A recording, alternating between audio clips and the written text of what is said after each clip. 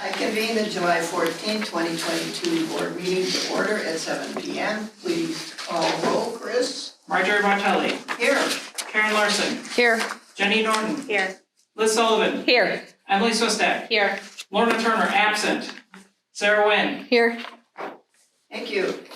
Agenda item 2, opportunity for visitors to speak. Seeing none, we have any questions or anything? No. Okay, I won't read the rest of that then. So item number 3, presidential appointment of LLD standing committees and committees to review the fiscal 21-22 board minutes. As board president, I affirm that all LLD standing committee chairs will remain in their positions as chairwomen for personnel and policy, finance, physical plan, and advocacy and outreach. Each committee will retain the same membership with the exception of an additional member to the advocacy and outreach, that being Trustee Larson. Thank you. Thank you. Congratulations. I also announced that Secretary Larson and the board president will comprise the ad hoc committee to review fiscal year minutes 2021 and 2022.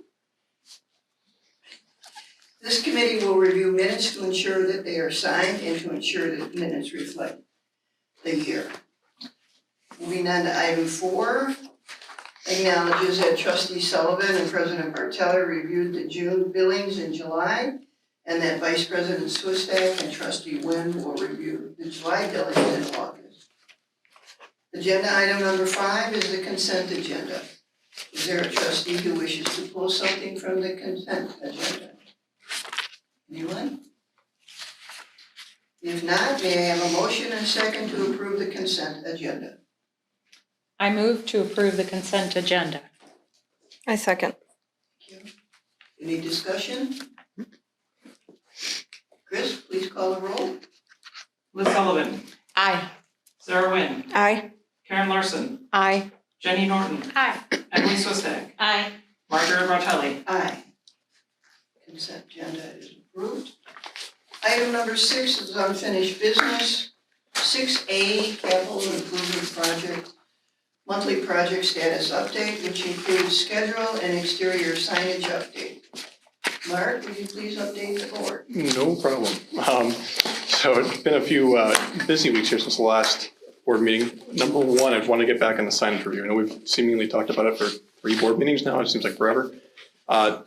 We got confirmation that the library signage needs to go in for a building permit, but really it needs to adhere to international building code requirements. So in other words, how it's built is really of particular interest. That being said, there's some flexibility on where that signage is placed and how big it is and things of that nature. So we'll talk about that a little bit longer once I get through the rest of this packet, but I wanted to just key in that we have some progress there. Also, construction is progressing. We have the exterior wall openings were created for new entrances. You can see some steel in the top left picture actually is put up there for the new entrance at the south. The north entry actually as of today was starting to be dug for the footings there, so that was good progress.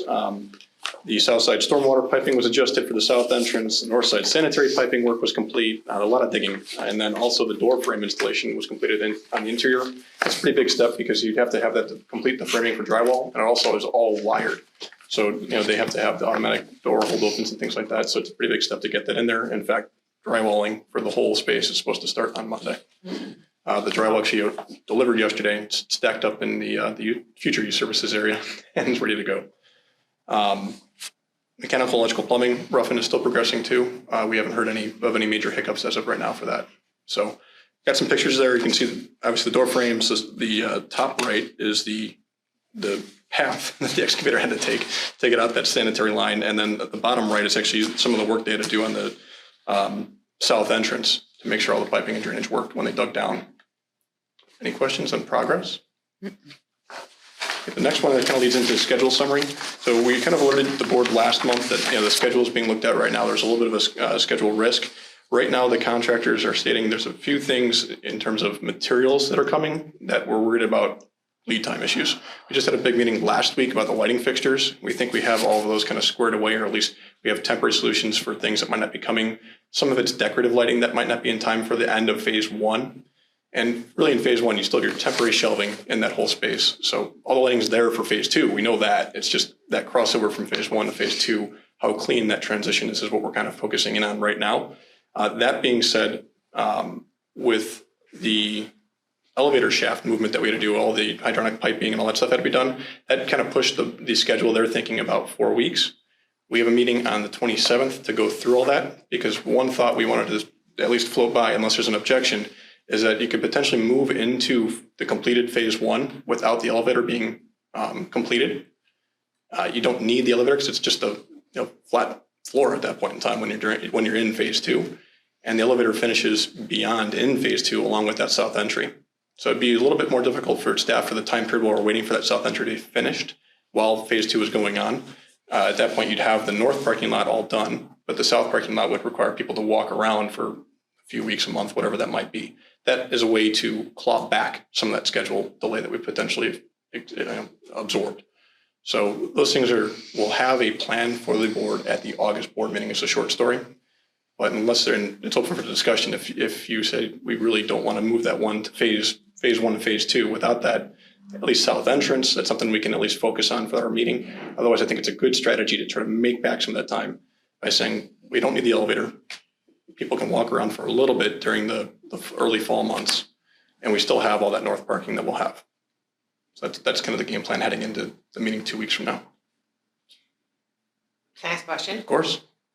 So if there's a month or two where the only entrance is on the north side of the building and the major parking is on the south side, so they would all have to go along then through kind of the parking lot because the sidewalk will be blocked off because of the south entrance construction, right? So they'll have to walk through the parking lot either to go towards the east and around, or they'd have to go through the parking lot to get to the sidewalk on Kingston and come around.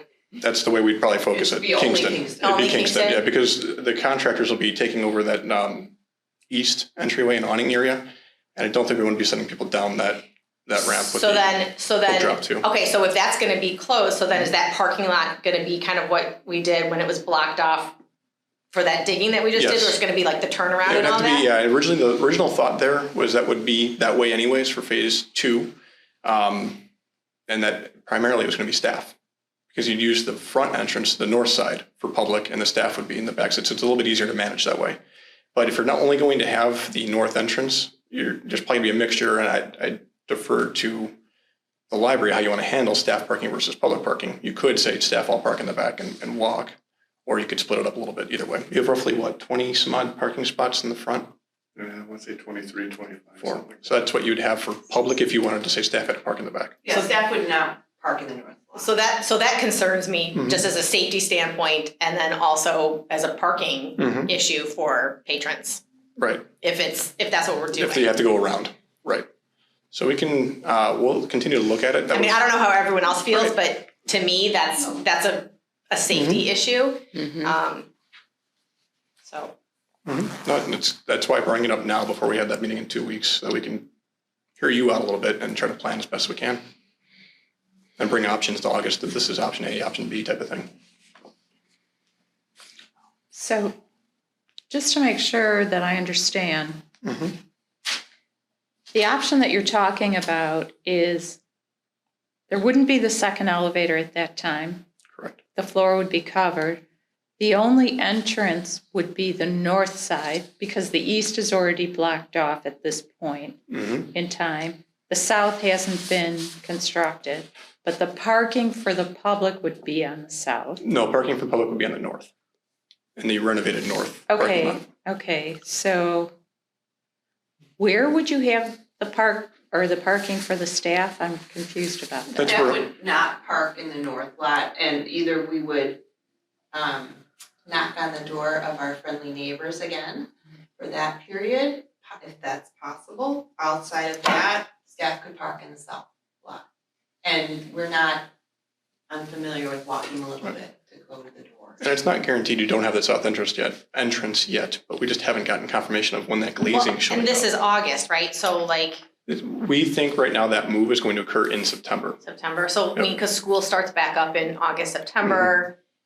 I mean, I just don't know, the patron use of the library at that time too, if people are gonna expect to be able to get there and do things. I don't know, Well, I don't understand what the concern of safety is, if we're So- not, but then are there gonna be enough spots then in the on the north side for the patrons to come in?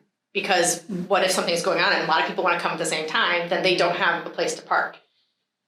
And then if So- staff is parked, you know what I mean, and then so as far as programs go or things like that, we would gauge it with this next couple of weeks, we'll see if we'll have an entrance, will we not have an entrance, will we have an elevator, will we not have an elevator? And then we would adjust programs to, just like we did when we had the North Drive Aisle issue, we pushed back programs, or we had programs off-site, so that we wouldn't have a deluge Flood of of cars and Right. kids being dropped off and things like that.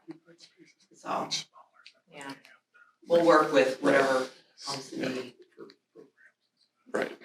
Eric was just making a comment, the occupied space for phase 1 gets smaller than what you have today. In other words, you don't have as much space, so it gets tighter Yeah, we're gonna be really tight in phase 2 too. Yes. when we're in the new part. It's hard to label it, like it's the move between phase 1 and phase 2, so you're in phase 2 at that point in time. But it's not gonna be as long as phase 1. Correct. It's gonna be a shorter duration where we're crammed and open for business on the other side. But it's gonna limit how many programs you can have and things, and still have collection available.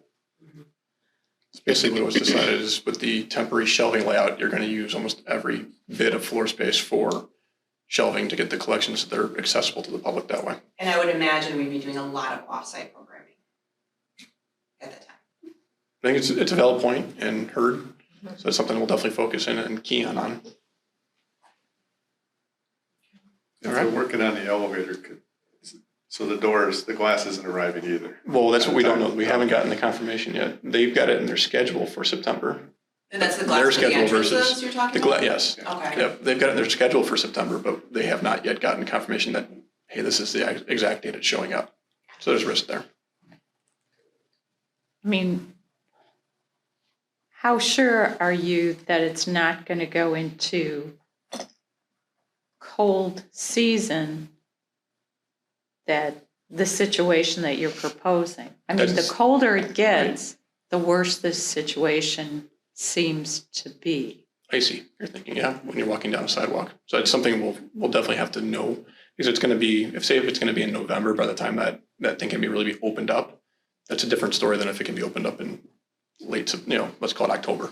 It's a much different situation. I know we all know that you might get some snow flurries in October. Late October especially, November for sure.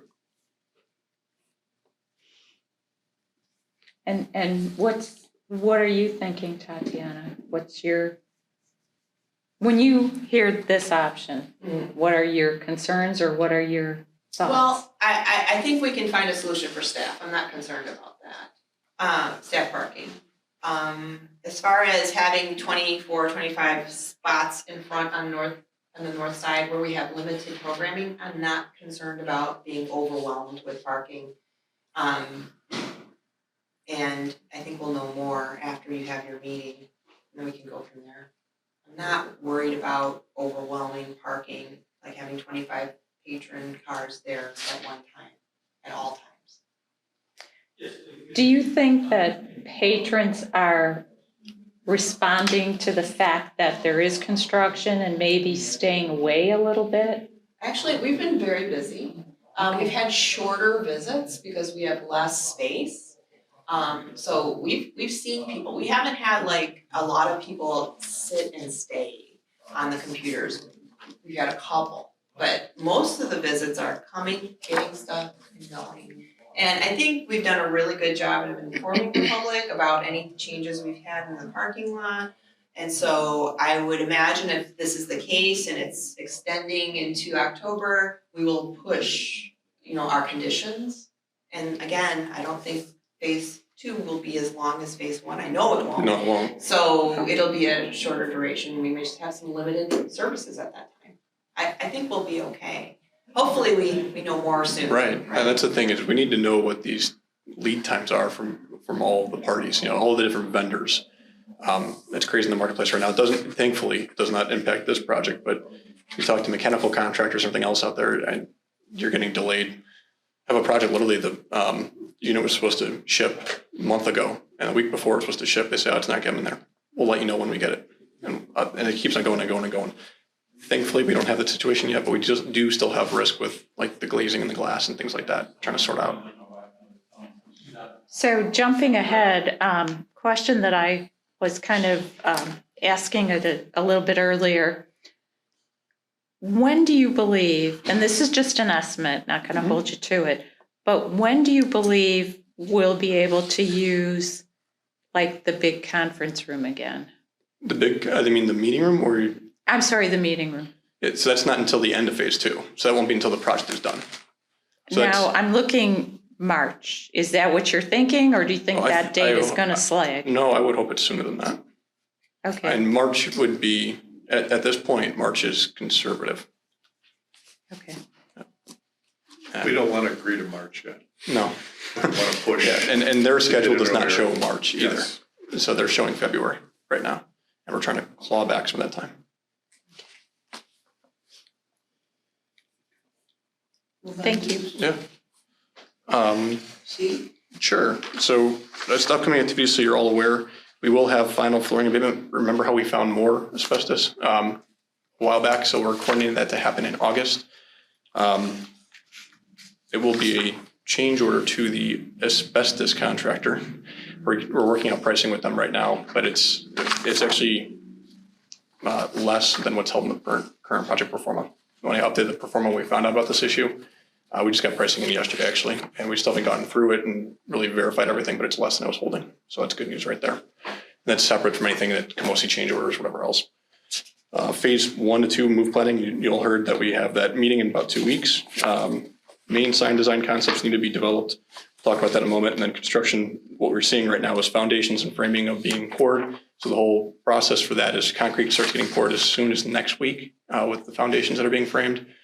We have steel that will show up on site as of right now. It's scheduled to show up the first week of August, second week of August. I think it's the 8th, whatever that ends up being. So before your next board meeting, you see the steel for your new entryways on site. And drywall completion, they actually called for the in-wall inspection today from the village. So I don't know when that's going to be. It's when the village can come out, but it's called for. So as soon as it's done, they'll drywall the rest of the way.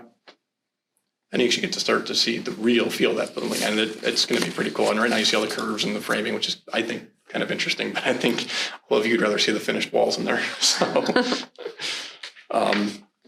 into D, cost summary. This is the pro forma update with all of the current change orders that we know of, any of the risk items, and we still are carrying that healthy contingency. If there's any questions there. And really the only changes this month were any of the change order approval commitments going up or down. And the contingency balance being readjusted. And again, this is me trying to be conservative with how everything plays out, so that you still have available funds in contingency for some of the things you want to do, such as the sign. Change order update. This is E. We'll keep on going, and I know we have a discussion on a change order that we got to get to. But in terms of updates, really there weren't too many updates from the last board meeting. There was one change order 14, which you guys were all aware of, the last board meeting that was on the list, that was approved to add additional drywall between the bathroom and the tech workroom, so that when toilets flush, it isn't as audible in the workrooms. The other two that were approved were small dollar amounts for found ductwork that had to be repaired, something that wasn't in the scope of work, and for thermostat relocation so that it actually was in the right room once the wiring was found for that. We have the additional steel that we'll talk about tonight at length, I believe. And then we've got the 18 and 19 are still under review. I know that the design team had comments to go back to Camosi as of today for response, but we don't have any others other than that at this point. Open bid alternate, I always leave this on here because that's the amount of money that is not in the performance to be covered. So if you add all that up, that this is what it would go against contingency, in other words. At this point in time, I don't think we're looking at approving these, specifically the family restroom finish replacement. That's something that we were hoping to try to do as phase 1. At this point, I don't think we're doing that. Obviously, the grant didn't come through. So with that being the case, not that you want to do it later, but I think with where we're at, that's probably something that you don't do at this point in time and spend on $22,000. It might be something that you maybe focus on the east side restrooms down the line to repair some of the tile work and things like that in there instead of spending it in the family restrooms. You're still getting new lighting fixtures, or at least revised lighting fixtures. You're still getting a small toilet and a large toilet because it's a family restroom. You're still getting revised finishes and fixtures in there. It's just not going to be all the tile work changed out. That's what this is. I just wanted that clarified. We are still Yeah. getting a complete. Family restroom. Family restroom. Yeah, it's just you're going to walk in there and it's not going to be brand new tile. That's really the difference. That helps to know that. Yes. Yeah. What is going on? I'll be honest, you love, when you do these projects, you love to put in the tile because you do everything else around. We didn't do this tile. It kind of irks you, but I think that's one of the triggers that you wait on because you can always do tile, but later on it's not really great to do that, but you can. Especially once you get the whole building open, you're gonna have more than enough restrooms in that space. It makes it a little bit easier to do it later. My house has really old tile too. Mine too. So I think, unless there's any objection here, we'll table all of those. And at this point, I'd almost recommend that we reject alternate 5 at this point officially to Camosi and say we're not going to do that as part of phase 1. We can always come back to it later. We know what the rough price is. Might go up a little bit later, but we can always come back to it. No. All right. Last one for discussion. That's not an item for potential action tonight is the exterior signage discussion. So obviously, as you heard, there's a little bit more flexibility in where you place a sign. Right now in the project pro forma, I have the costs included for the concept that was provided the last 2 board meetings, where you're basically taking out the wood panel and putting in a metal panel with the lettering. That's included in the costs that are in your pro forma right now. And that cost just for that one sign is roughly around $6,000, just a little bit less than $6,000 for that. If the library board would want the team to go down the path of getting rid of that, like we talked about the one board meeting, it would be substantially more money to actually have to dig out that, put in new foundations, put in something to support this. And that could be in the range of easily $25,000 when you add all that up. But it's something that we at least wanted to present to the board before you spend potentially $6,000 on a sign. Let's talk about it and see if that's something you want to entertain about doing something different. So Director Weinstein and I went out there and took some pictures about roughly where a driver would be situated, coming from different directions. And actually, In the rain, might I? Yeah, in the rain, exactly. So I will direct you to this handout I gave because it's got a little bit bigger pictures. The first page of that is just the signage that you'd seen before. That's what's in the budget. The second page is coming from the south. Sorry, from the north, I'm getting confused there. Coming from the north, and if we were to do some, maybe a slightly taller sign and about the same width as what you currently have, and just push it over a little bit so that when you're coming down, the sign isn't in the middle of the electrical pole for a substantial portion of the drive. And that same position is roughly marked up on page 3 of this, but looking from the south, looking north, and page 4, which is if you're coming down front. Now, the interesting thing we were talking about, if you're coming down front, you have to pass the library before you see the sign. So you kind of know there's the library potentially. And it's mainly local traffic at that point. There are people that live there, they know there's a library there. It's not as much traffic that are coming from around the community. So it was thought that the predominant view or vantage point is going to be coming from the north or coming from the south, which is why we suggested, it doesn't maybe have to be a large V sign and have a significant expense. Maybe it is just a flat sign oriented the same direction it currently is. So you can see it both north and south. And it made a big difference going out and actually standing there with Mark and taking the picture, and what you see with the orange square or pink or whatever it is, shifting it left from the from the Kingston side made a big difference, visually. And like he said, Front Street's such a short street, people coming up it, they know, and there's not a lot of traffic that happens there that's not residential. It's like people won't, if you Google the Lisle Library District, it doesn't direct you down that area, Front Street, the short street that goes to Westview. You take Kingston or the main lip of Front Street, so.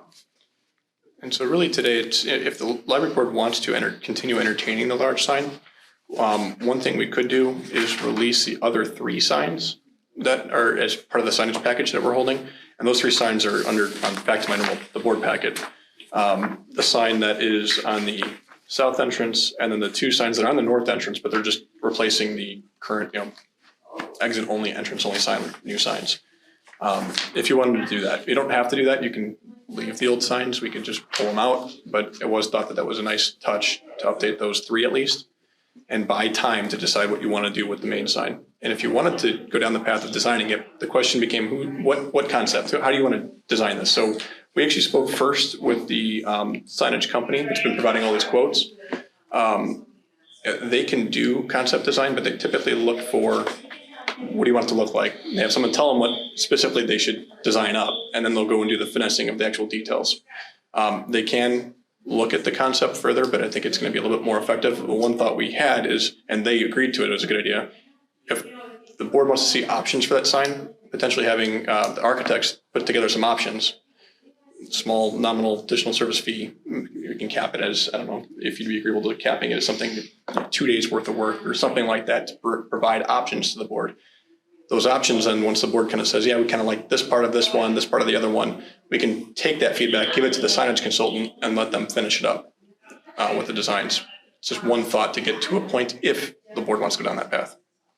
But it's perfectly adequate to go with option A too, is just replacing the sign in its place, but you'll just have the same rough layout as what you have today. I'll say not driving by there all the time, especially since you've torn out all the landscaping and redone it, is much more visible than it used to be. It was kind of lost in a forest of things before. You can actually see the building much better as you approach it too. Yeah. Now, can I ask quickly before the board chimes in, this $25,000 possible sign, I mean, that's, you're talking a top range, it could be something in between. It's not going to be much cheaper than that at this No. point. I really don't think, because of the concrete work and things like that, unless you're going to do a sign that's more like the south entry sign where you just have kind of No. little poles, and I didn't think that was going to be an option. And you figure the metal, just the metal insert of that is roughly $6, and I bumped up the range of cost because it still hasn't been finalized yet, so I want to be cautious, but we actually have a quote for $5,600 and change for that piece. That's just the metal. So if it's getting bigger, it's going to get bigger metal, and then you have to dig and remove. It's going to get costly. Thoughts? Casey, I have questions. Of course, I like it. Okay, so if we were to move the sign over, right, to where this orange rectangle is, so right now we've got those stone pillars, we've got the lights there. So the new sign would not incorporate the stone pillars, that would just be gone, right? But then the lighting, we clearly have electrical there, so then that Right. would need to get shifted over. So we talked about that, actually. It's a good question. I'm glad you brought it up, so I forgot to. When we kind of laid this out, it's a thought, we don't know. But we put I'm looking at the board packet, the right-hand side of the sign on the pillar of the existing sign. So the light right now is centered on that existing sign. But theoretically, you could adjust the angle of it and still hit the new sign. It'd be kind of side swiping it or side washing it. I don't know that it 100% will work. We'd have to test it out. But that was the one thought, to not have to go and redo all your electrical. Okay, so that was one question, was the electrical part to it, right? The lighting.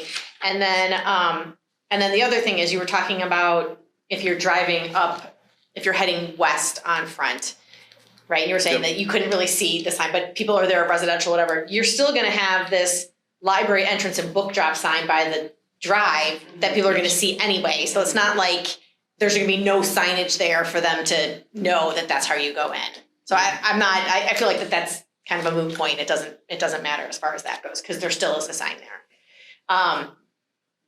But other than that, I kind of like the idea of a larger sign if we can. And also just because of the fact when you are heading south on Kingston, when you're coming from the north, and that electrical pole there, I mean, it splices it right in the middle. And I feel like if we could shift it over and have it not be blocked, if there's just a straight sight line, I think that would be definitely beneficial. Yep. But that's just my 2 cents. Yeah. What about the difference between putting new, so you'd at least want to see some options for that. You said, okay. But that's me personally. I don't know how anyone else feels. I feel like I'm just talking up a storm tonight. No one else is talking. Why don't we just get rid of the the wires and the You guys want me pole. to close this door? I don't know, are we able to close the door, or can I just? You can leave it cracked. Just remove all the wires and the pole and see what happens. That's what we said. Just, yeah, it'll be cheaper, right? Just take out the electric. We have buried poles before, it's incredibly expensive.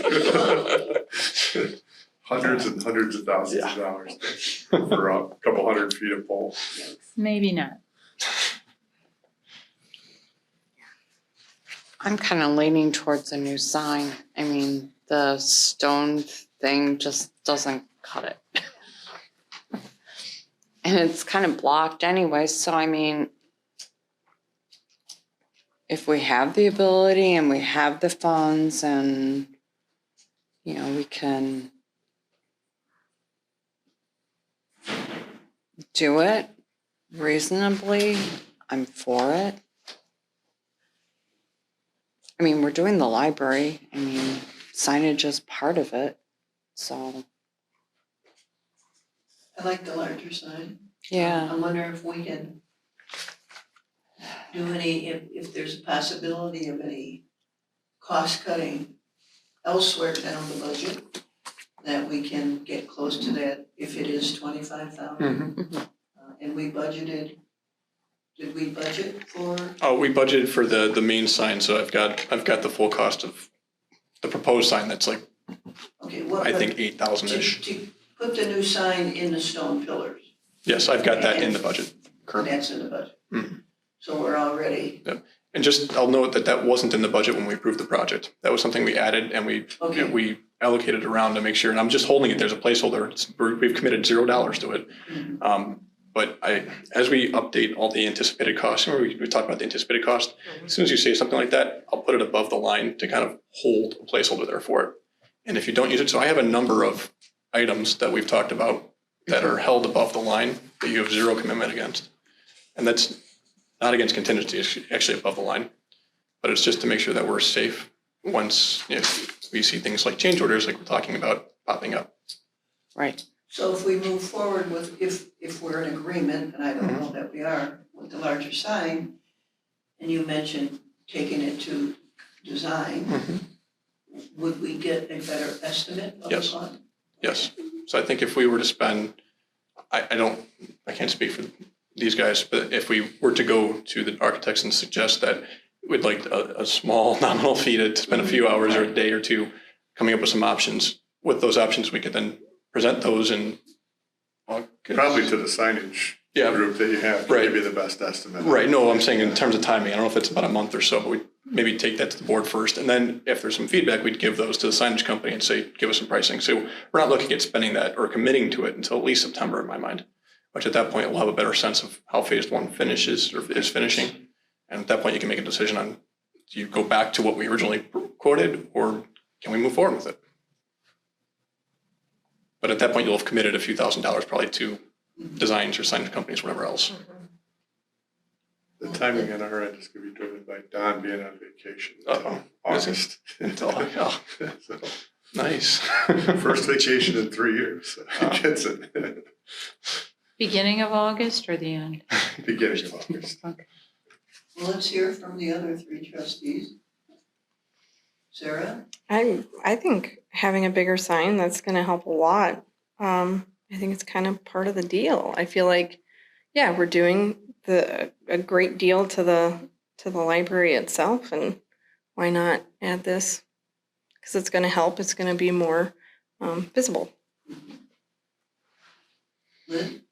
I like the bigger design or sign, excuse me, and I like spending a little bit of money, as you suggested, to have it designed, the design ideas presented to us. And a better cost estimate, if that's, of Mhm. course. Of course, All for it. President, of course. Right. Jenny? First thing I want to say is something on this topic. We have one trustee not present. I want to make sure somehow we funnel her comments into the discussion. I mean, I know we're going to talk about this more, but before I'm sorry, decision. you want I want trustee Turner's input to be part of this. It can't be at the moment. Right. You know, I don't want that to get lost in the fray because she's absent tonight. Well, no, we wouldn't, but are you suggesting then that we not give Mark direction tonight because trustee Norton is not here? Trustee Turner's not here. Turner, I mean, yeah, you are, no. No, I was just saying, you know, I want to make sure before we make any decisions that we can't reverse, that she's Of part of course, that.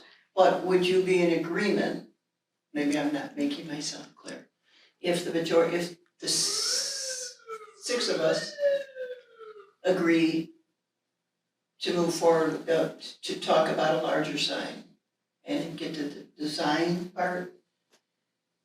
I mean, because if we took a hand vote, and whether trustee Turner was here or not, are we generally in the consensus to at least start the process? And of course, no decisions would be made on the final without all the trustees. Oh, yeah, I know we want to I mean, do is that. that? Yeah, I just mean, you okay. know, usually we really benefit from all of the individual members' feedback. It helps us sometimes, you know, come up with things that we hadn't thought of individually or even change our minds slightly from where we were, or if we were undecided, tip us one way or another. And I know she had passionate comments in previous iterations on this topic, which is why I'm remembering that when I'm saying, like, I want to make sure her voice doesn't get missed in this conversation. Okay. My voice is kind of I don't know, I don't want to call it contrarian, but I just said it. I definitely want an updated sign. You know, I'm not saying leave the sign as is, but I don't see the need for a totally new sign, certainly a moved sign. And, you know, you can say bigger is better. And I'm not trying to nickel and dime the project, but I'm also saying something like we've already improved it very well with the landscaping. The visibility, we all said in the last meeting, was the single most important aspect of the improvement. And that has been partially achieved just by whacking some brush. And so, not to say that we're done, and we already have funds somewhat allocated for it. So I'm happy to move forward with that. If a new sign weren't, you know, estimated at double what we have in there, you know, I'd be more comfortable just sort of, you know, giving it the green light at the get-go. But as it stands, I'd like to see this as more of a bid alternate kind of a thing, that we put it in there and we see how other things go. And if there's room for a bigger, better, greater sign in the overall picture, then we can green light it then. Something like this signage is completely outside the footprint of the physical building. It doesn't seem like it needs to be figured out and decided once and for all right this second. Correct me if I'm wrong. You're right. So that means we have the benefit of time on our side for other things to shake out with phase one and see if other decisions need to be made with the overall project funds before we go ahead. And then we might feel more comfortable with allocating more funds towards that. I'm not against the existing masonry that matches the existing building masonry remaining unchanged because it matches. I love the idea of adding the library logo in. And I hope that we can enhance visibility with, you know, some sort of, you know, increase in if we're swapping out the existing signage to a bigger piece of wood or whatever that material is. And then if it wasn't already enhanced with sort of like reflective paint or whatever, that we could also improve visibility that way and with lighting enhancements. And then I think the job is kind of done at that point, just from my personal point of view. But again, if we get to a point where we're in a good position financially with the other aspects of the project, then sure, this would be something worth enhancing, since there's so much otherwise consensus with bigger, better from everybody else so far.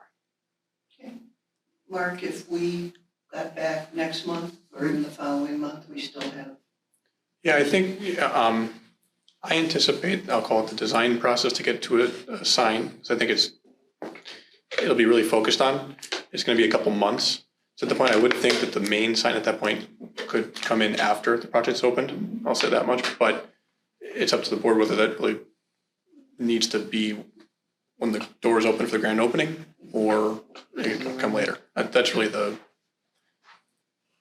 the choice. And, you know, if it ends up being one or the other, we can look at that. But I don't know what the lead time is right now without knowing really what they're gonna, but you're not gonna dig a foundation necessarily in frost. So that's the one thing to keep in mind if you're gonna, you know, I wouldn't want to be pouring concrete in December.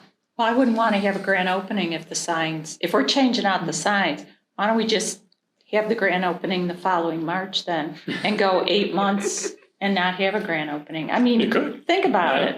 People do soft No, I openings. Yeah. totally agree, Liz, that's my, You could be open not my using fear, it. but Yeah. The other yeah, thing I don't wanna delay it enough where we're not ready. if you I don't also- live in this neighborhood, I mean, for 15 years, I went to the Naperville Library. I did not realize we had a Lisle library. And I will tell you, most people who live in Green Trails don't know, I'm sorry, that we have a Lisle library, okay? And maybe, you know, if you like walk in this neighborhood, then maybe you know and you don't need signage. But I, as a matter of fact, even asked, and I know Tatiana did this just for me because I'm special, but there wasn't even signage on Main to say to turn here to go to the Lisle Library. So I was going to the Naperville. So I really think, and I didn't ever have kids in St. Joan, so I would have no reason to come down this street. So if we can do, I mean, one of the things that they do now is they put a one-pager in the Green Trails paper.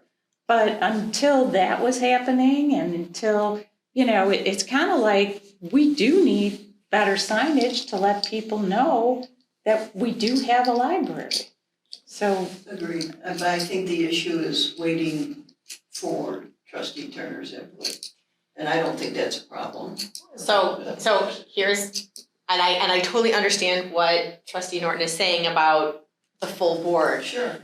but we can't delay because the full board's not in attendance. If we have a quorum That's true and we also. need to continue moving our business along, we need to continue moving our business So, along. That's why I'm asking. And so it's like, it's kind of a slippery slope. If you do it for one thing, then are you gonna do it for another, then another, then another? And then we won't be able to move forward ever because we're like, well, no, we need to wait till everyone's here. And I get that things come up, people get sick, people go on vacation, you know, and that happens and life happens, or they have conflicts with other things. I mean, I've missed some because I've had a conflict with one of my kids' events. And so I just didn't have any input for that night because I wasn't there. And so I think, you know, that's something that we have to think about is that we're on this board, but if we can't be here, then that night we don't necessarily get our voices heard. And we have to move forward. And this isn't a one-time Discussion, no, it's not. we're not pulling Yeah. the trigger on expenses tonight or even next month. Well, all we'd be pulling the trigger on potentially would be asking them for a Asking proposal. For Right. design. And that could be, you know, I'm guessing, a couple $1,000, I don't know. Just $1,500? keep looking at Eric. Yeah, I don't know. But I'm looking at like $100 an hour, no tons more, but $100 an hour times 8 times 2, and that's what I'm doing in my mind right now, so. Right, well, and that is, so there is potentially an expense coming out of this if we are asking them to move forward based on that consensus, unless we're saying, no, we're just gonna wait. But taking all things into consideration, if we wait till next month to decide to go to get the design, we still have time. We're not talking money, other than the cost of the design.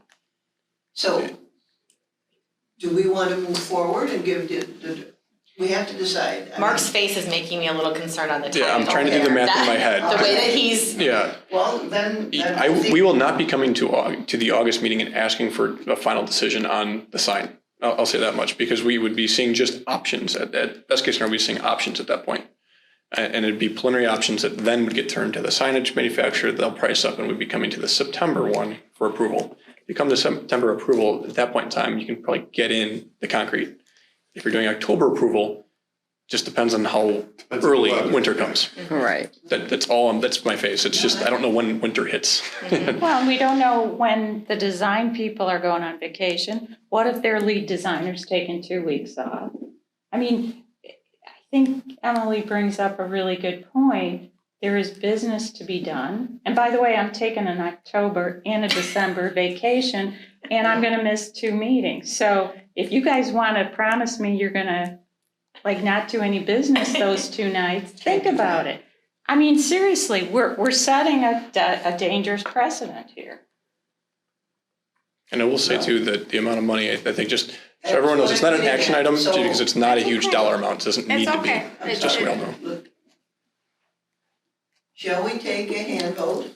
Would we like to? Let's not take a vote. We can't take a vote. Yeah. Oh, Because it's- shall we, Come do to a we have a consensus? consensus that we would like Mark to talk to the design people? I say yes. Yes. Okay, Mark, we shall do that. All right. Thank you. Eric, I'm talking to you. Yes. Next item, It's like Mark has more. Mark has more. No, Next item, you're right, yeah, pardon me? you're right, go for it. You were gonna announce the next item, correct? I'm sorry. I think the next item was a, Yes. on the The agenda change itself. order. Sorry. Change order approval recommendation, where action is required. Martin, would you provide the explanation for that? Of course, so. Do we need to make a motion No, first? yeah. No. Okay, Yeah. okay. So this has been going back and forth for quite some time now. In terms of quite some time, I mean a couple of weeks. But when we found out the dollar amount, we did not have a complete review of this by the time the board packet came out. So I'll go through the history of this so that we can all talk about it, because we just got some new information yesterday that's able to kind of shape some of the conversation. So for background on this, and I know Director Weinstein had a whole bunch of questions, so that's why I wanted to make sure to talk to the whole board about this. First of all, the elevator changed from what was bid to what has been submitted in a submittal and then routed through that submittal process. What happened were, and just to give the whole background there, in March, there was a submittal came in for the traction elevator. The company, Camosi, said that they had to go with this elevator in terms of logistics to get it done. That this elevator was not going to cost anymore, even though the elevator itself was actually a little bit more costly according to them. Now it's all verbal, but according to them, it was more costly than the base, but they were going to eat that. I do have an email somewhere that they paid extra amount of money for the actual elevator itself, but they wanted to get this thing going and in the process. So that went through a process, and the design team looked at this elevator compared to the basis of design for performance specs and things like that. And the performance specs were, I don't want to speak for you, but they were, if not on par, better Yes. than the base hydraulic elevator. This is a small upgrade Right. as far as elevators. Yeah. So at that point in March, there was a note on the submittal that just said, all elevators come with these rails that go on the side. And you have to connect those rails to something. So it said verify rail connections. Well, we didn't get much more information until April, when there was a height conflict also with the elevator. So they had to work through height conflicts. Got those resolved, again, without a change order. They had to pay for a little bit of beams up on top to angle things to make it fit your sloped roof. But they kept on moving. That was in April. Then we get to May and say, okay, we need to figure out these connection points. And this is all just based on correspondence back and forth that we go through when we actually review these change orders and they come up. And they said, at that point in time, I have a note that wood blocking was going to be placed in the original wall for the original elevator. They said, we can't attach it to wood blocking. We've now got to attach it to a steel plate. Now, it's very typical in construction that you have to change, and you're buying steel plates that might be, yay big or so, and you're putting them in, and then you're welding to those steel plates because they're connecting to the wall. It's just how you connect to things.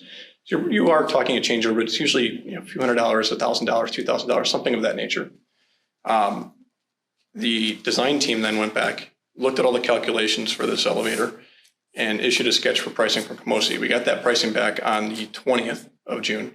It was the number you're seeing in the packet, $30,000. So the first thing we did was say, oh, go ahead. You indicated a sketch to Camosi Yes, from? the engineers, from the I'm sorry. engineers, yes. The structural engineer. From our structural engineers. She has structural engineering. Yep. Once we got the loading and saw it was greater than what we anticipated, our structural engineer went back and redid calculations and figured out what needed to be done to brace the new elevator system. Yep. So we got that pricing on June 20th.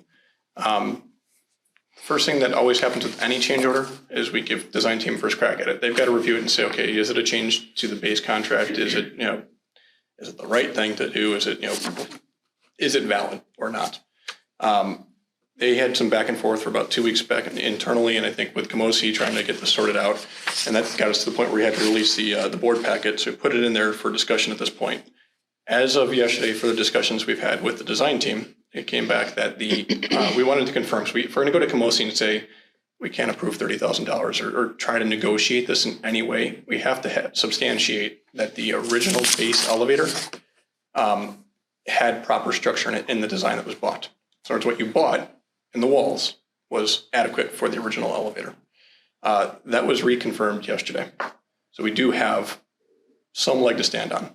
Now they changed the elevator. They've supposedly eaten some costs already and things of that nature.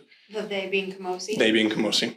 I don't know to the extent of what in reality, because you don't get that information. It's a lump sum bid. So they bought the original elevator. They went to this change. As we told them, if you're going to change things, it's on you.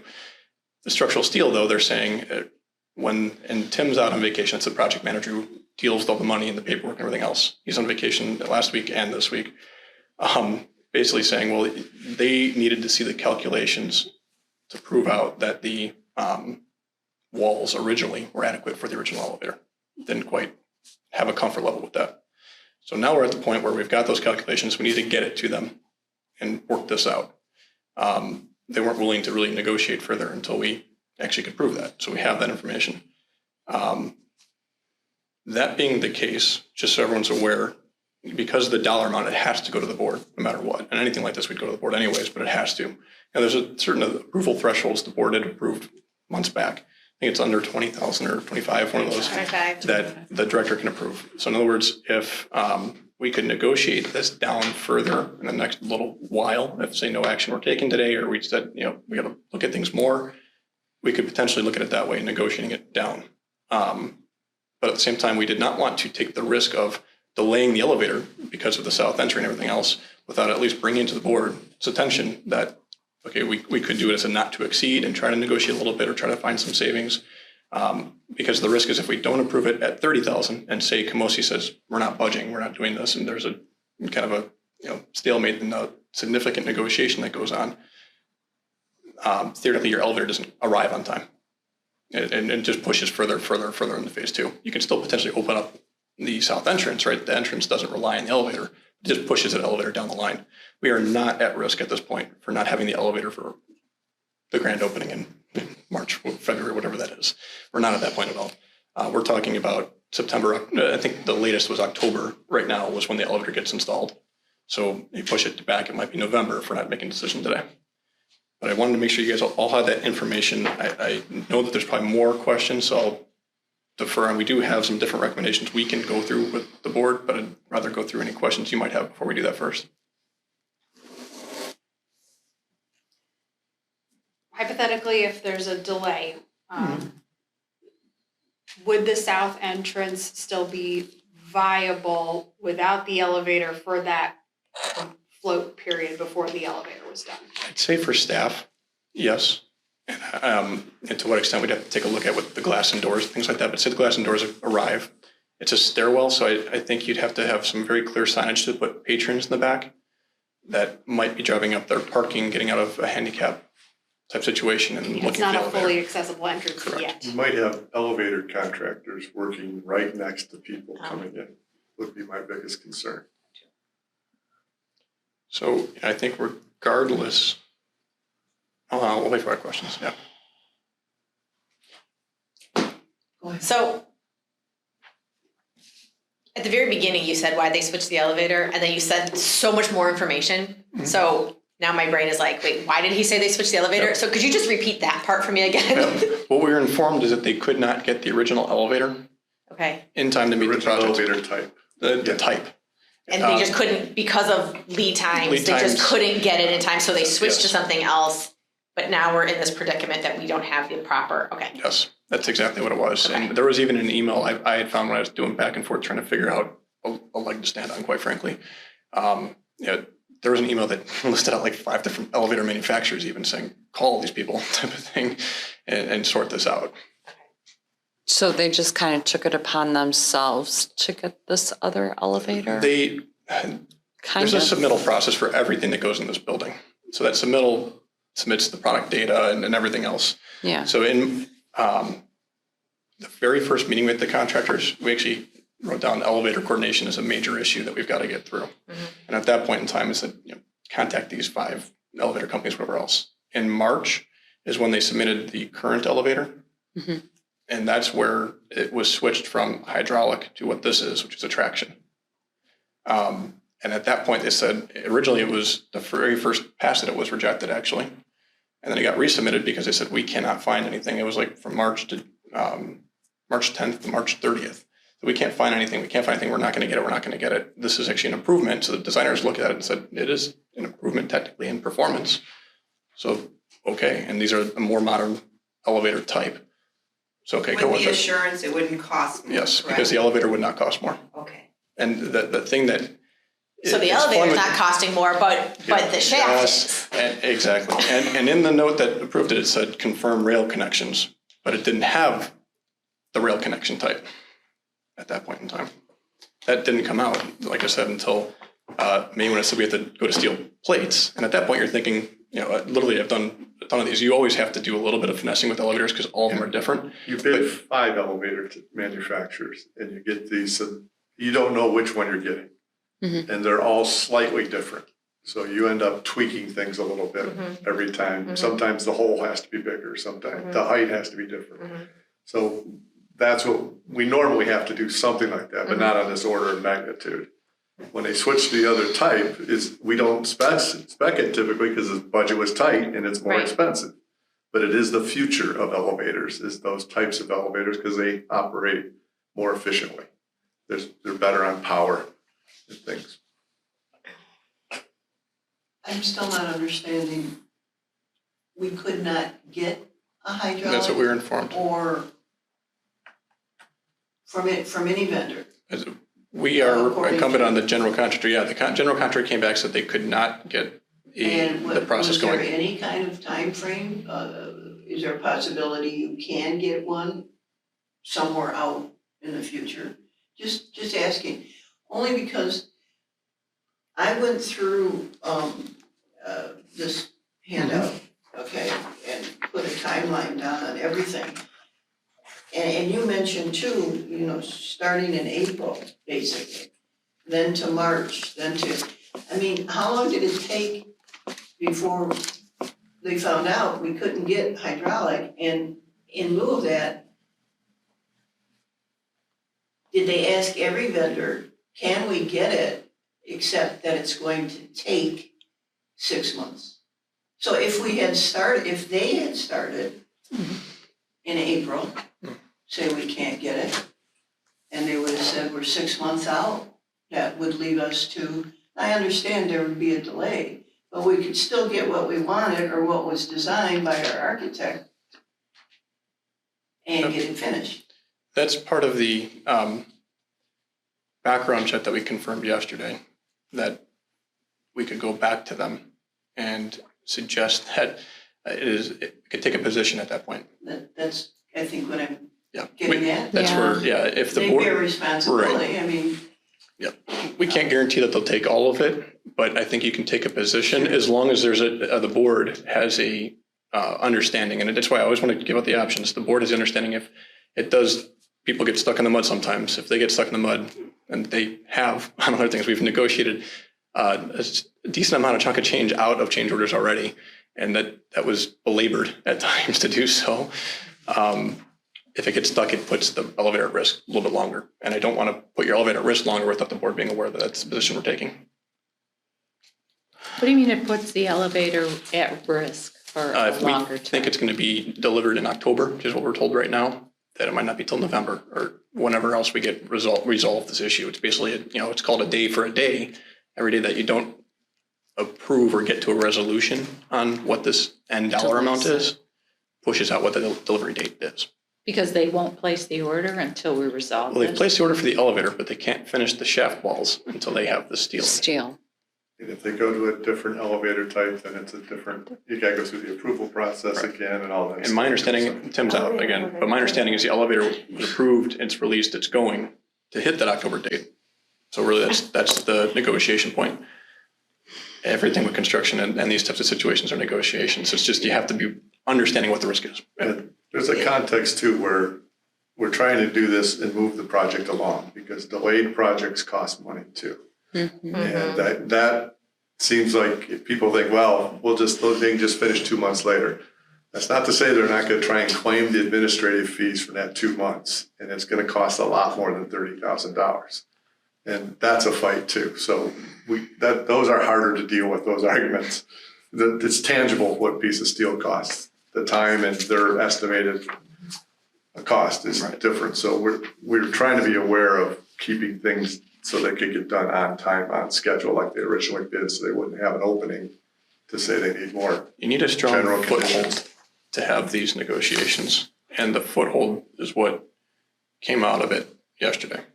It's a foothold. It's not a slam dunk, but it's a foothold. When would you have that conversation? As soon as he gets back on Monday. I did call him. He did take my call while he's fishing up in Canada in the North Woods somewhere.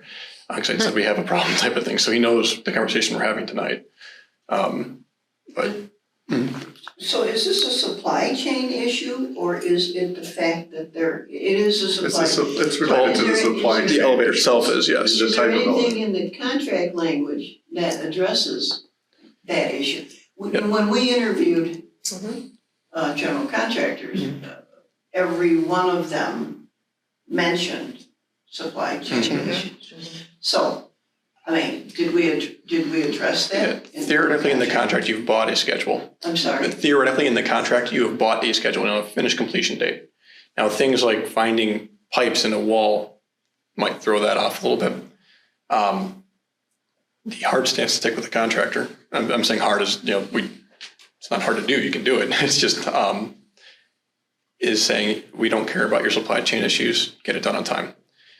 You typically are in the marketplace right now, you're not seeing that be very successful with things like equipment because they physically can't get things. Like it's not even a choice at that point. You'd have to prove they couldn't get it. Yeah, which is. Good luck. Yes. Yeah, it's not flying in the That's where it's marketplace. usually, it's where it's a negotiation back and forth. So Right. The options could be, the board says, you'd give the authority to the director or whatever else to approve and not to exceed up to this amount, or whatever else, after finalizing negotiations. Or we say, no, we can't, up to 30,000, whatever that is. Or we say, we're not accepting that. We're going to push this down a month and play a little bit of hardball. Which is totally fine to do. We do that all the time. But at that point, you just have to be willing that the elevators might come and be delivered in November or whatever that might end up being. And it might impact that south entrance. You indicated you're going to have a conversation on Monday? Yep. So, I mean, off the top of my head, I'm thinking we wait until you have that conversation. We could call a special meeting. You could do that. We actually, so you all know, when we found out this price, I mean, we that was the wanna first move it question we along, had. but When we got this pricing on 620, we literally asked that, and there was a meeting in 623, we asked, do we need a special meeting? And we were told, no, if you wait until the regular board meeting, it'll be enough. So special meeting is definitely a possibility. Well, right now, I would lean towards that. I think Yeah. you should have that conversation. Right. And in order to expedite things, depending on that conversation, we have a special meeting and Mhm. vote or not vote, whatever. Right. On opinions. And if we did a special meeting, we just have to announce it 48 hours in advance to the public, right? So it's not like we have to schedule it way far out.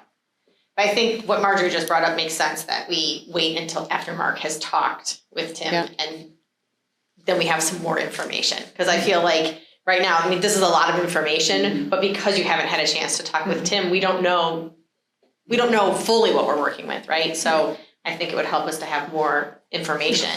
I know what his stance will be. Yeah, and it's We all not know just his a stance. conversation, it's basically our position Yeah. regarding. It'll be a letter Right. that goes out, and then we'll have a phone call, and yeah. How many people do you need to hold that meeting? Just a quorum?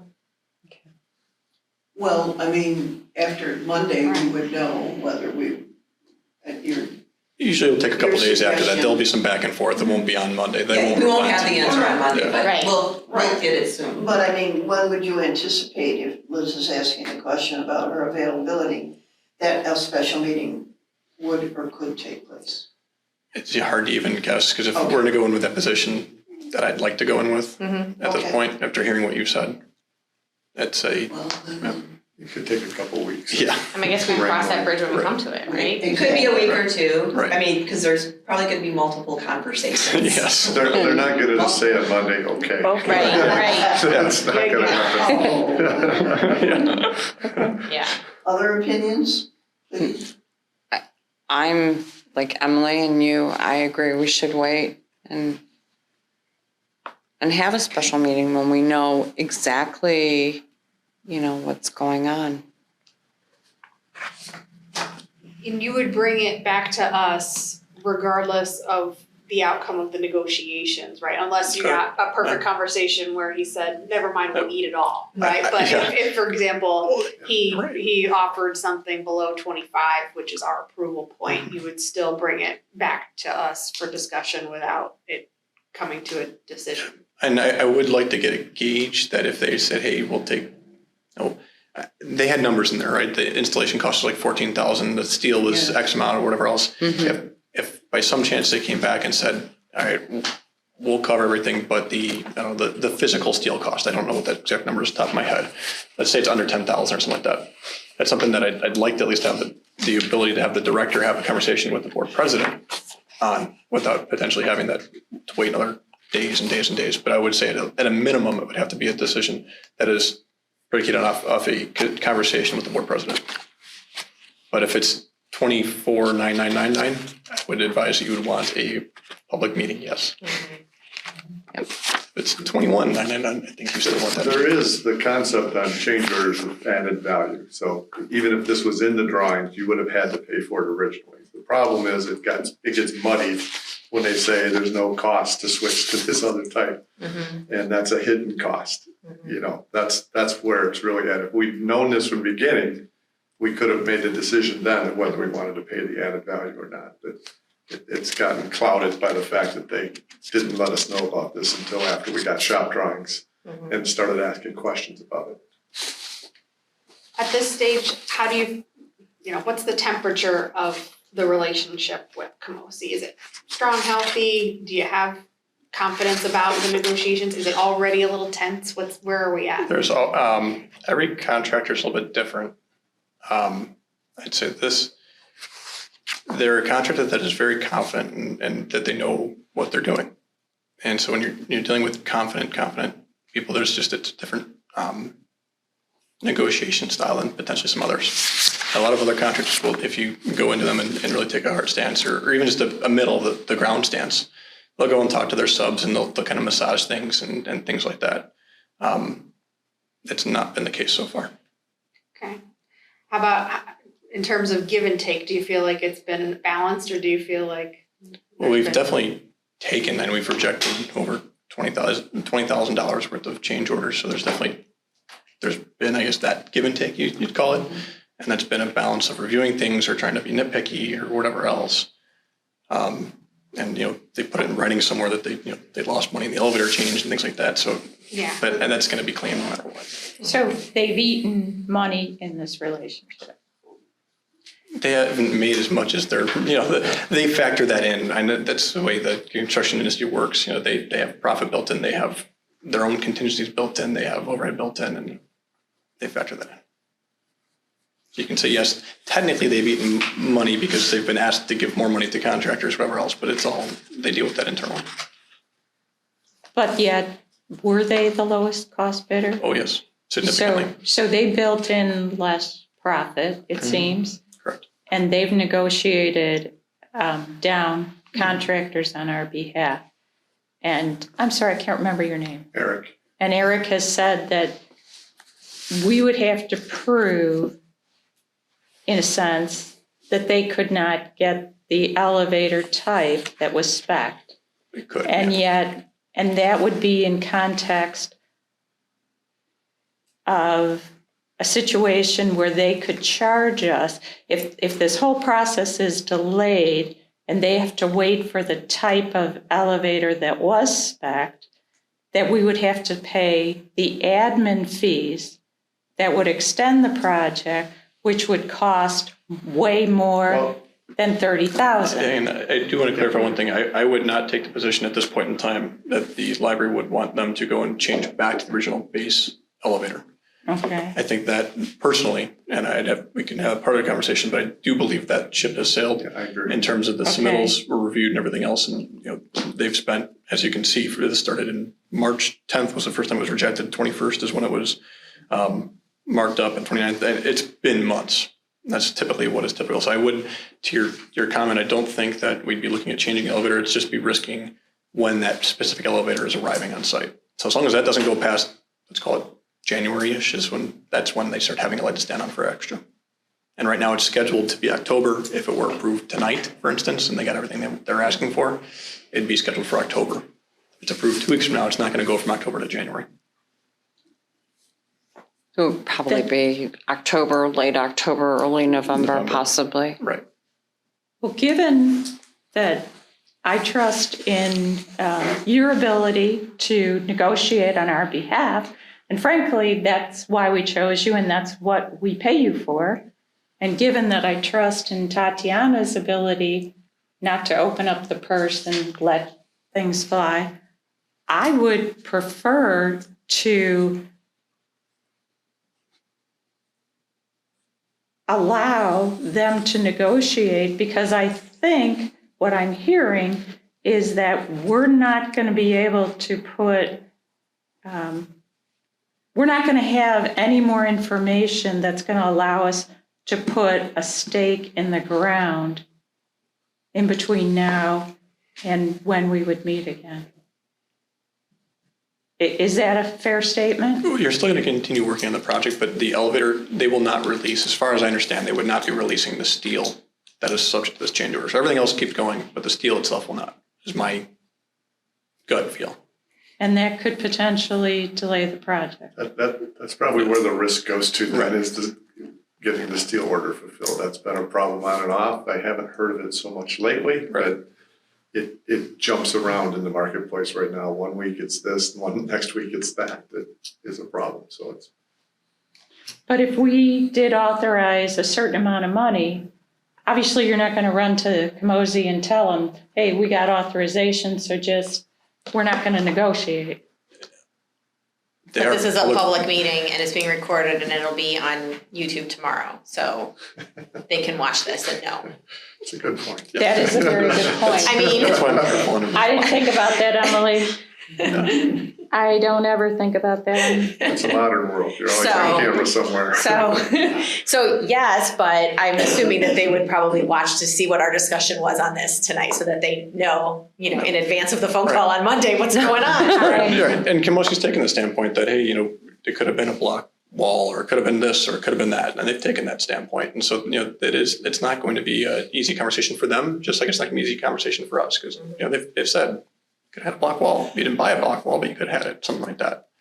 So that's where it's not like you can just say straight up, this is the end all be all, we're done with this. It's a muddy situation.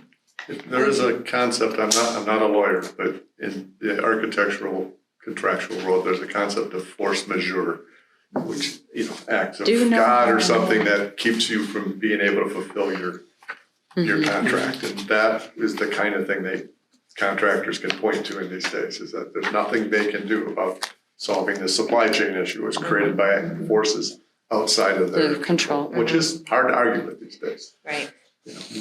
Usually it's a hurricane or something. Right, I don't think it's earthquake level. But it falls within that gray area, that terminology. So, do we gain an advantage by your having the conversation, and however many days after that it takes to arrive at your recommendation? Would a couple weeks help us in the scheme of things to have a special meeting, or just wait till the next monthly board meeting? I will say that I can definitely not guarantee that they'll come down from this. It could be a very strong sticking point, but it can't hurt to ask and start and really have those hard discussions. And so I think, if the board approves it tonight, it's going to be known that it's approved. If the board says no, it's going to be known the board said no. I can't speak for all of you, but your temperature is going to dictate a little bit on what type of conversations are had next week. That's my temperature. I'd like to wait. Any other comments? I'd like to wait. Wait. Go get them. So there we go. So we have to do this though. We have to do this. No, you don't take any We don't action. have to do anything? We're just, So we're just scratching it, we're just saying there was an action item, but we're just not even touching the action We item? don't have to, we're delaying the vote. Okay. Just wanna make sure. Okay. as long as everyone's on board. Appears to be. Thank you, Mark. Mhm. We look forward to. I don't. And I don't wanna hear 24,998 either, by the way. Like I said, I will be honest, I can't guarantee it because we've gotten to a point, it's a slippery foothold, let's I put it hate that way. to say this, but the low bid contractors usually more aggressive in going after. They have Sure. cut it close. So they're generally more aggressive in seeking change orders. In the architectural world, Don and I often say, we wish there was a world where we could take the second place bidder. Someone who's made a good bid, but hasn't necessarily undercut everybody else to get the job or something. But you just don't know on the low bidder how much they left on the table. Right. Thanks. Thanks, Mark. Thank you. Thank you both. Thank you. Thank you. May the force be with you. Yes. If you could send it. All right, take this, we good? Move on to Right, by agenda scanning. item 7. All right. Committee reports. It's 7A is fine. just a couple pictures of orange boxes. Committee I report. gotta walk out and see now. On behalf of no meeting. We good? Emily, personnel and policy? In your board packet, is a updated draft, of the director, evaluation form that we discussed last month. I did go in and make the edits that we had talked about. So hopefully I didn't miss anything. I went back through my packet and I went back, there were all the notes that I had put in there, so hopefully I missed nothing. But if you have any other feedback, or suggestions, things that I missed, let me know and I can make adjustments. Otherwise, the next step with this would be that, we need to talk with the director about, part 4, which is goals for upcoming year, and get those in there. And if we are gonna have, just self-directed goals, then that would be discussed with the director in an executive session. If we want to talk about board-directed goals, that can be an open session. And so that's something that for future that we would need to address. And I'm not sure, what we've got on the docket for August board meeting, but if we wanted to do that then, we can talk about board-directed goals in open session and maybe have executive session to talk about the director's self-directed goals and to get them in here for us, just to kind of guide us for the year that's coming. The other thing is, we talked about how our next topic for the Personnel Policy Committee meeting Personnel Policy Committee, would be to work on revising the director's job description. So that's coming down the road as well. I have not even talked with the director about scheduling our next meeting, but I'll be talking with her soon, so we can kind of figure out some possible dates where we can get the committee back together and keep working. So that's it, that's where I'm at. Okay. Anything? Just a tiny nit. Yep. Would you mind numbering the pages? Sure. So what happened when I was going back and editing it, because I was doing it through OneNote, and so I was in there and then I was putting in page breaks because I wanted it to split nicely, so I was editing page breaks, and when I did that, it added in 2 extra pages that were blank, and I couldn't figure out how to get rid of them. So then the director, when she printed it like as a PDF, right, to send to us, was able to not print those 2 pages, and so that's why there's no page numbers. So I just don't have Word at home. Got it. So if there's Word. So I'm gonna congratulate Chris for doing that. Chris did that for Oh, thank you, Chris. Give credit where credit is Thank due. you. So if there's Word accessibility, as opposed to just being on OneNote on my computer at home, because I don't have Word, if I could do that someplace at the library maybe, and then I can add the page numbers, I'd be more than happy to do that. We can convert. We can make it. You can do it? We can do it. Okay, thanks, because And FYI, we will be, I believe, in executive session next month anyway to review minutes and tapes. So it's already 6 months? it's Oh been my 6 months. So we'll already be in executive session. Okay. We can have a double duty if you want. Okay. Thank you. And thank you for getting rid of those 2 pages and appreciate it. Right. I spent way too much time on that. I was like, I can't get rid of those pages. Oh, no. Thank you. Thank you. Alrighty. Physical plan. It is my understanding we will be having a meeting sometime in probably September, August or August or September. So we'll come up with some dates and see what works for everybody. Okay. Great, thank you. Mm-hmm. Liz, advocacy and outreach. No meeting at this time. Okay, thank you. Agenda item A is staff reports. Director Weinstein. Okay, so summer read is in full swing, everyone, and it continues through August 13th. It's a great way for everybody to keep up with their reading, adults and kids alike. And as of this report, and it's mentioned in the report, we've got 1,053 patrons registered in the program, so really good stuff there. I want to mention the 4th of July parade. We had 16 library staff and 5 trustees representing the library in the annual 4th of July parade. And then we had 1 trustee managing everybody there on the sidelines, so that was great. We tossed candy, we handed out some paper fans. It was wonderful, but of course, after the parade, we all learned about the tragedy that happened in Highland Park.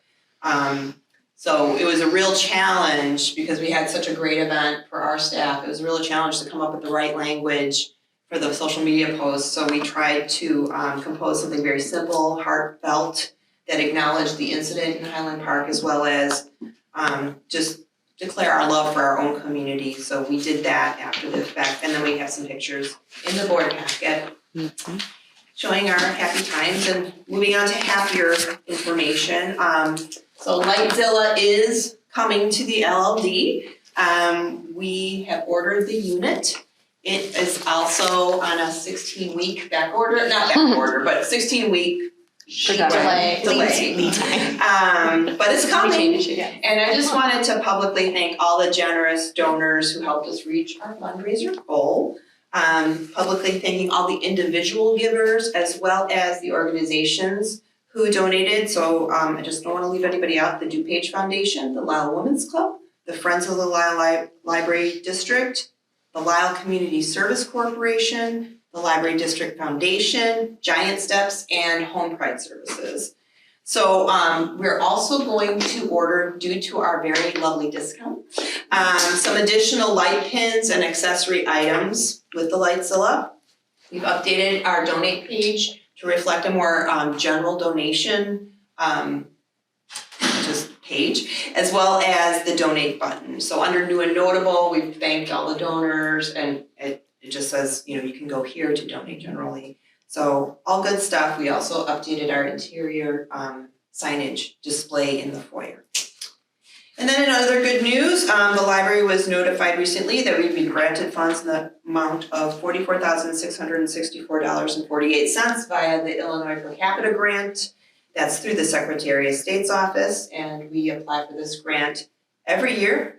And the funds will be applied to this current fiscal year's corporate or general fund once we receive that check. So we got the letter, but we haven't had the money yet. And we use the funds for digital content, programs, other materials and library equipment and things like that.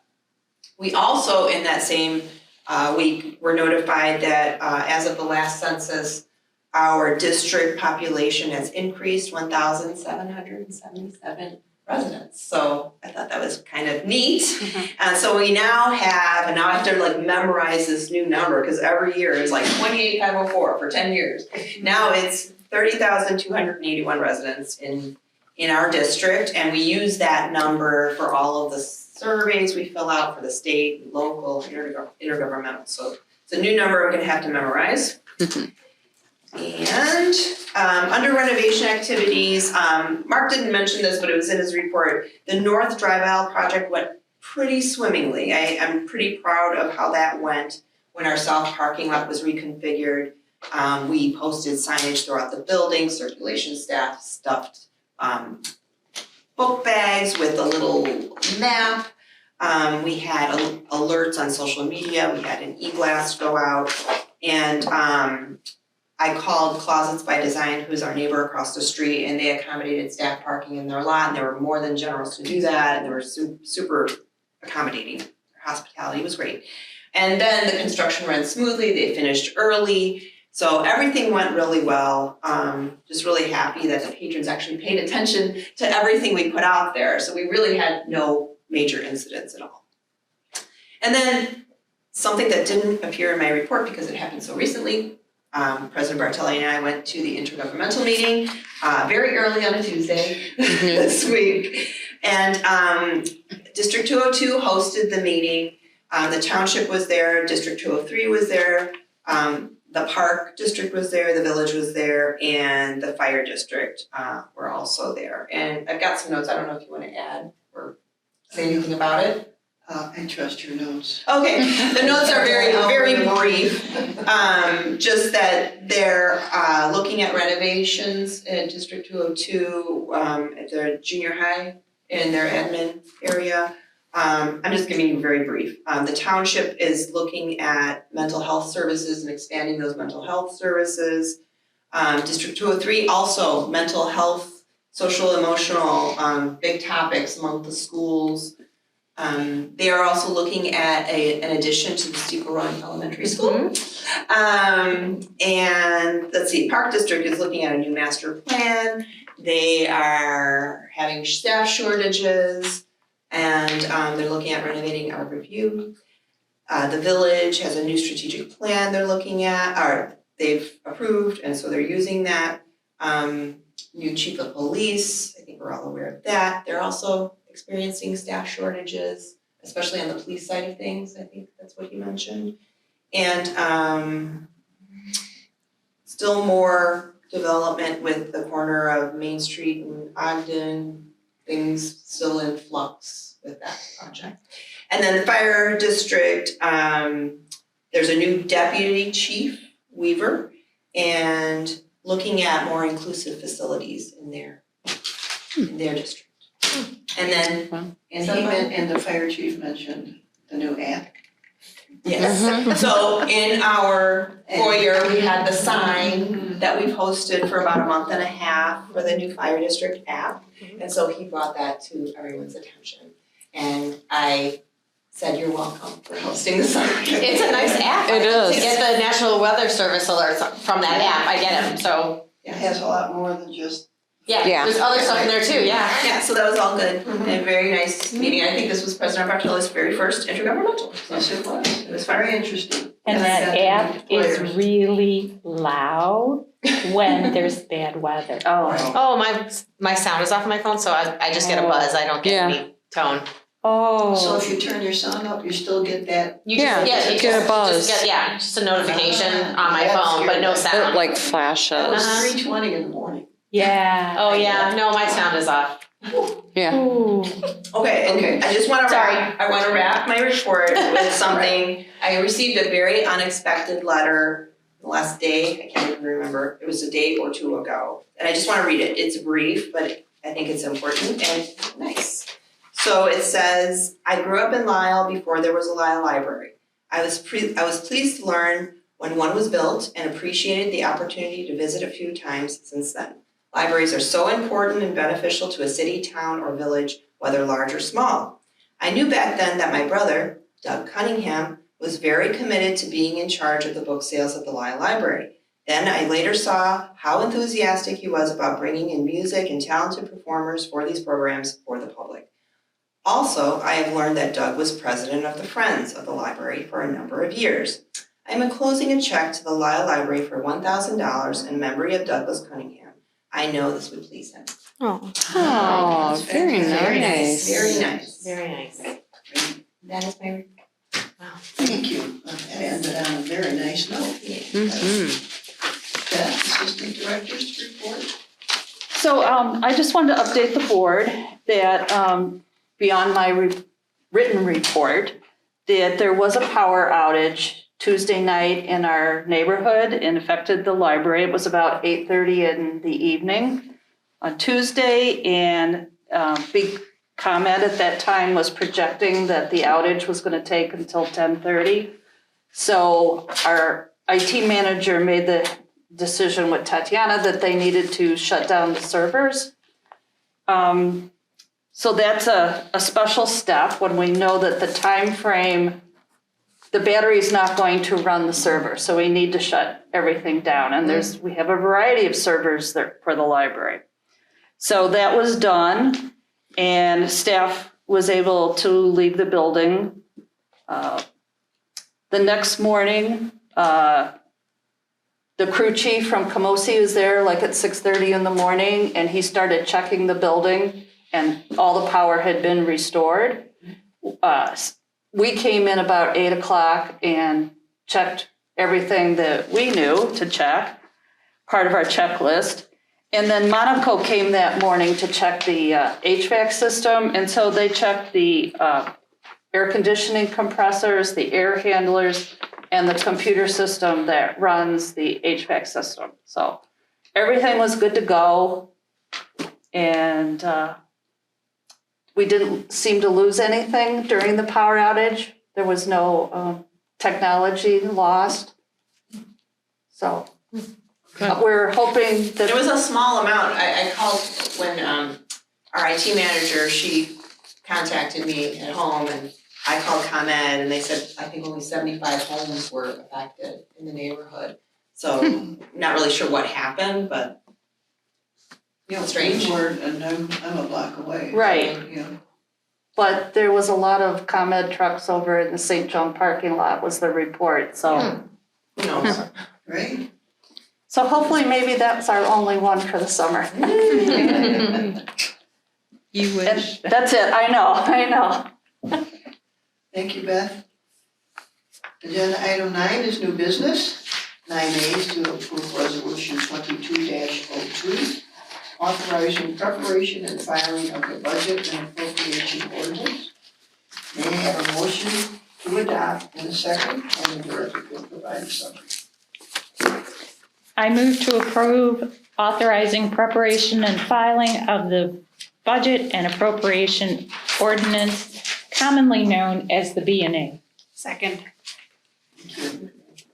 That is basically what it states. It just gives administration, myself, Beth, and Jackie, basically the authorization to start the process. Okay. Any questions? Liz Sullivan, Aye. Jenny Norton, Aye. Karen Larson, Aye. Emily Swistek, Aye. Sarah Wynn, Aye. Marjorie Bartelli. Aye. Thank you. 9B is the approved public notice of public hearing on the B&A. Need a motion? I move to approve the public notice of a public hearing on the B&A. I second. No explanation except No that explanation. it's a 30-day notice. Oh, okay, great. Discuss. Thanks. Jenny Norton, Aye. Emily Swistek, Aye. Karen Larson, Aye. Liz Sullivan, Aye. Sarah Wynn, Aye. Marjorie Bartelli. Aye. That's great. Agenda item 10, opportunity for trustee comments. We'll start with Sarah. Not a lot to say. I appreciated everything that Mark was saying and Eric was explaining. I appreciate everything that they're doing and what they do and how we're all here. And yeah, I mean, that's all I have to say today. That's okay. Orla's not here. Emily? I just wanted to say thanks to everyone for representing the board at the 4th of July parade. I was bummed to have missed it, but I was in DC. We did a kind of a last minute trip to DC. So on the trip, we went to 2 libraries. We went to the library in Alexandria in Virginia, so across the Potomac, which was really neat. And go into that historical building. I think it was, I can't remember the day. I took a picture of me pointing to the sign of when it was established. And then they had, signs about history. There was a sit-in there at the library and stuff. So it was really cool to kind of go in. And I like to see what other libraries look like on the inside anyway, just to kind of get an idea. So in there, and then the Library of Congress, which we did not do the request to go in and actually like pull material from them. But they do have a room for children and youth that you can actually go into, and you can sit in there and pull books off their shelves and read in there. And then they don't want you to put them back on the shelf. They want you to put them on this separate place so that they can see what people pulled and read. But it was really cool to see, some of the same books that we have at our library there. Logan, my oldest, pulled out this picture book of Washington, D.C., and he's looking through it. And then my youngest came over and was like, we have that book at home, because I had checked it out from the Lisle Library District before our trip to kind of give him some information about DC. So it was kind of cool to see, oh, wait, we've already seen this. And so it was neat to kind of have a place to go and sit and everything. And again, library. So it's exciting to see, that kind of stuff. So anyway, so I missed walking in the parade with you, but I was there. So anyway, that's it. Well, we missed you too. Yeah. Liz? I really appreciate the reports that each of the department heads do. And in particular, I noticed that it was Volunteer Appreciation Month, and there was a little bit done for the home delivery volunteers. And man, they do a lot, and that was great. The other thing that I saw was that there was a scavenger hunt and 870 participants. And that must be wild to see 870 people. Well, I did it 600 times. It's skewing this. You should have caught on after that. But how great that we have something like that and 870 people are participating. And also the license renewal stickers. I mean, we had 166 stickers sold in a quarter.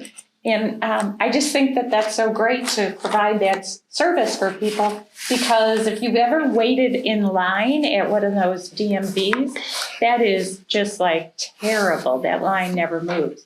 So those are my comments, and I think we're providing some really wonderful things for our patrons. We're making gains on fishing licenses, by the way. Oh, great. Okay. Cool. And that's all I had. Jenny? I want to piggyback off of Vice President Swistek on the parade day. And I know you were with us in spirit. We didn't have the opportunity to do the parade in the most recent years, so it was nice to come back and feel the energy. I don't recall the energy being that big before. I don't know if that was just my bad recollection or if it really was an excitement about a return to, good days ahead.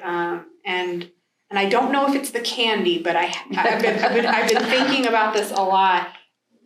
I've been to a lot of parades in my life, and I don't remember cheering out loud and chanting the name of anybody or anything walking by, like I love Mickey Mouse or I love my president, of something.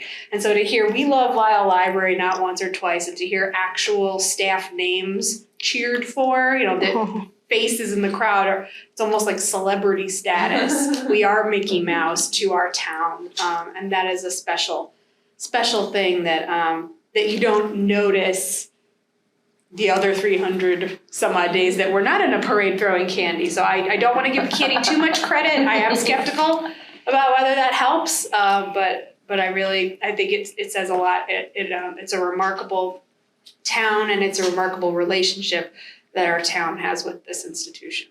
That's it for me. Thank you. Karen? Like Jenny said, I mean, it was incredible listening to the people, like when we were up front and you could hear them cheering, we love the Lisle Library. It was a lot of fun. And I think too, kind of like moving out of COVID, things kind of returning to normal, not total, but, gave people, some hope. Mm-hmm.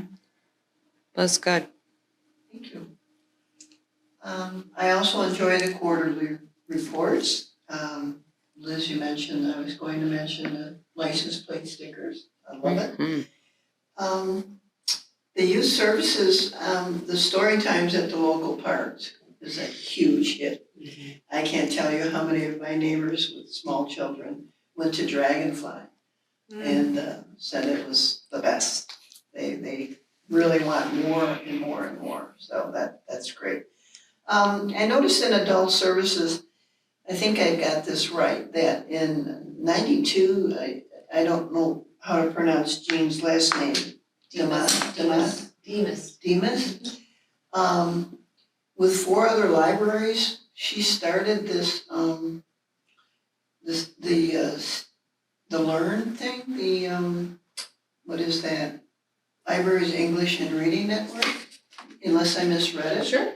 I mean, that our librarian, Oh, yes. I mean, that's a big deal. Nice, yeah. To me, I think, I wanna recognize her for that.